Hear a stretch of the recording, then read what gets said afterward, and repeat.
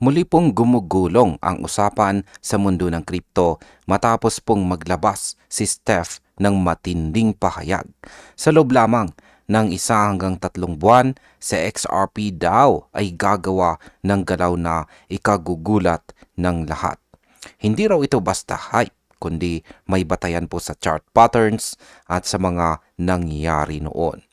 Kapag nagsimula pong mag-trend ang ganitong prediction, tumataas ang anticipation ng mga traders at nagiging mas volatile ang presyo ni XRP. Kaya yan po ang siyang ating pag-uusapan sa video na ito at simulan po natin sa ating unang katanungan kung ano po ba ang sinasabi ng mga chart. Sabi rito, Steph highlighted that XRP once again gained 2,100% in 2013, 110,000% in 2017, and 1,208% in 2020 after long consolidation phases. Ayan. Paliwanag po natin yan. Yan po yung aktual na tweet rito ni Ginong Steph is Crypto at ito po yung kanyang ibinahagi na chart ni XRP. XRP USD trading pair po ito at isa po itong weekly chart time frame. Yan, ipinakita po niya rito na sa mga nakaraang taon ay bago po pumutok si XRP ay dumaan muna ito sa mahabang consolidation. Yan, itong taong 2013 ay umangat po siya ng 2,100%. At nitong 2017 naman na taon ay umabot pa ng 110,000%. Yan, ito na po yung pinakamalaki. At noong sumapit naman ang taong 2020, tumaas po ng higit 1,200%.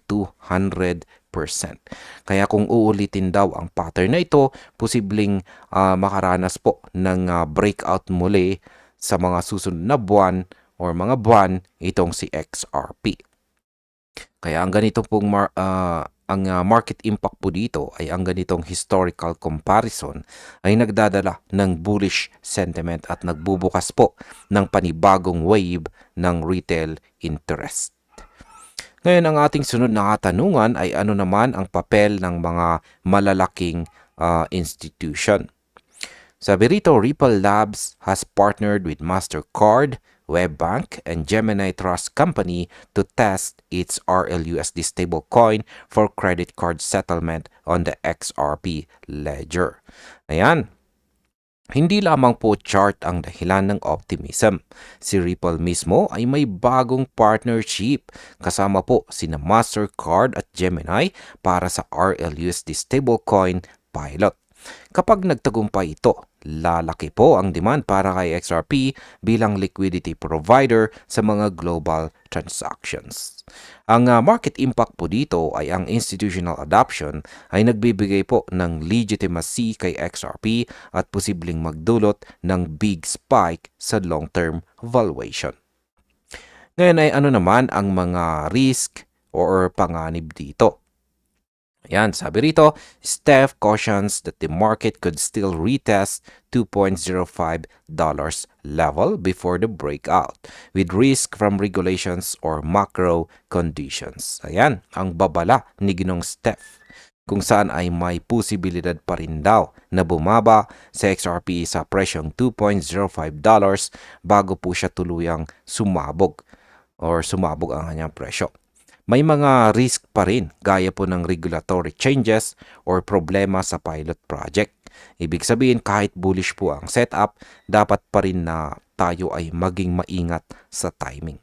Sa market impact, ang ganito pong babala ay nagpapaalala para sa atin bilang mga traders na hindi pa po tapos ang volatility. Isa po itong signal ng short-term corrections bago ang malakas na galaw.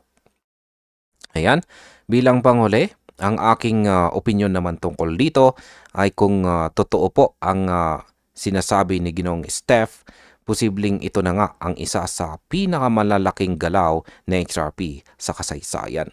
Pero kahit bullish po ang pattern, ang disiplina pa rin po ang pinakamahalaga. Bilang mga traders at investors, dapat ay tayo po ay handa sa parehong posibilidad. Yan po ay ang shock o ang fade. At ayan, hanggang dito na lamang po tayo sa video na ito mga ka-crypto. Maraming salamat sa panunood.